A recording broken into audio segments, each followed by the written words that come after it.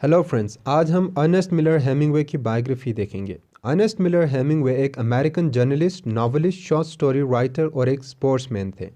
Ernest Hemingway 21 जुलाई 1899 को okay park, Illinois में पैदा हुए। इनके वालिद एक डॉक्टर थे। ज़िंदगी के शुरू में वो अपना ज़्यादातर वक्त हंटिंग और फिशिंग करते हुए गुजारा करते थे। इनकी ये आदत अजीब थी कि घर में सोने के बजाय बाहर टेंट लगाकर सोने को बहुत पसंद करते थे। रात को वो उसी टेंट में घंटों चिराग जलाकर पढ़ा करते थे। जुलाई 1917 को ओक पार्क हाई स्कूल से ग्रेजुएशन मुकम्मल की ही थी कि यूरोप में जंग छिड़ गई।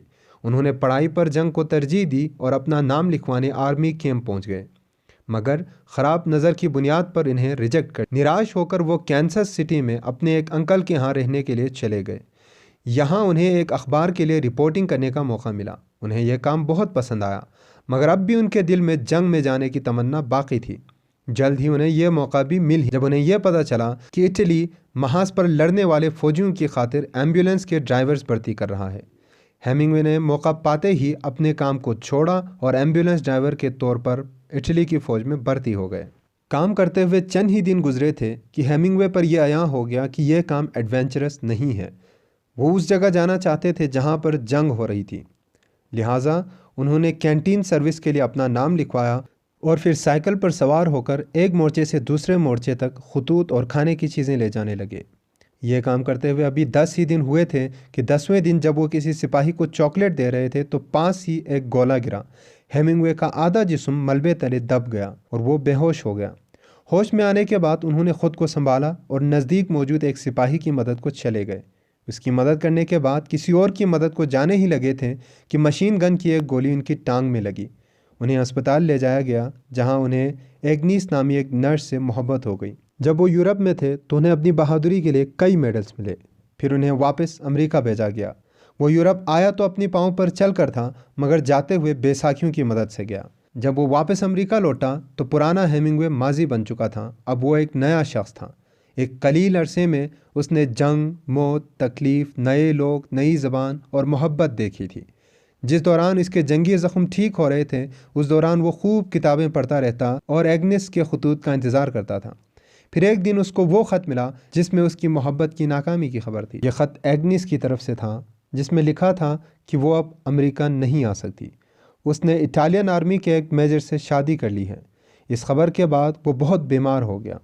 इसके बाद वो पेरिस चला गया और वहाँ जाकर एक लिखारी बन गया। पेरिस में उसकी मुलाकात जेम्स जॉयस, एज़रा पाउंड और गर्ट्रूड स्टेन जैसे नामी ग्रामी राइटर से हुई, मगर इनकी सोहबत के बावजूद उसे ख़ास कामयाबी न मिली और इसकी लिखी हुई हर चीज़ को पब्लिशर्स ने छापने से इनकार कर दिया। एक दिन बहुत उदास होकर किसी दोस्त के साथ एक कैफ़े में चाय पीते हुए उसने अपनी नाकामी के बारे में उसे बताया। उस दोस्त ने कुछ देर हेमिंग्वे का मुशाहिदा करने के बाद कहा कि शायद हेमिंग्वे ने अभी इतनी तकलीफ़ नहीं झेली है। जवाब में हेमिंग्वे ने दोस्त से पूछा, अच्छा तो तुम्हें लगता है कि मैंने तकालीफ बर्दाश्त नहीं किए? फिर उसने अपनी नाकाम मोहब्बत का जिक्र किया, जंगी हालात का जिक्र किया, उन तमाम तकालीफ का जिक्र किया जो उसने जंग के दौरान देखे थे और सहे थे। बाद में हेमिंग्वे ने इन्हीं मुश्किलात को एक नावल की शक्ल में महफूज कर लिया, जिसका नाम अ फेयरवेल टू आर्म्स है। इस किताब ने हेमिंग्वे की किस्मत ही बदल दी। इस किताब ने हेमिंग्वे को शोहरत की बुलंदियों तक पहुंचा दिया और उसने एक के बाद एक अच्छी किताबें लिखी। बाद में 1942 में हेमिंग्वे ने वर्ल्ड वॉर II में भी हिस्सा लिया और इस दौरान लोग उन्हें पापा कहकर पुकारने लगे थे। जंग के बाद वो क्यूबा चला गया। वहाँ वो मछलियाँ पकड़ता था और लिखता था।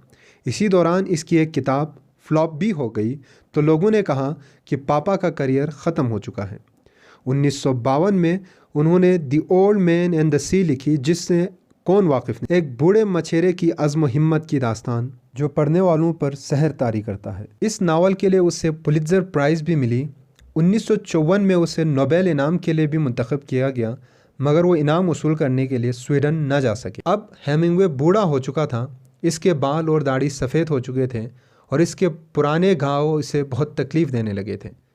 जुलाई 1961 की एक सुबह वो जब अपने घर की सीढ़ियों से नीचे उतर रहा था तो उसका पाँव फिसल गया और वो बुरी तरह ज़ख्मी हो गया। उसने इस तकलीफ़ को सहने से मौत को ही बेहतर समझा और एक बंदूक उठाई और ख़ुद को गोली मार दी। इस तरह 61 साल की उम्र में वो इस दुनिया से चला गया। उन्होंने 7 नावल्स, 6 शॉर्ट स्टोरी कलेक्शंस और 2 नॉन फिक्शंस लिखे। In our time the sun also rises, a farewell to arms, to have and have, for whom the bell tolls, the old man and the sea. ये उसकी चंद तसानीफ़ हैं। उम्मीद है आपको video पसंद आई होगी। मज़ीद वीडियोस के लिए चैनल देखते रहिएगा। Thank you very much.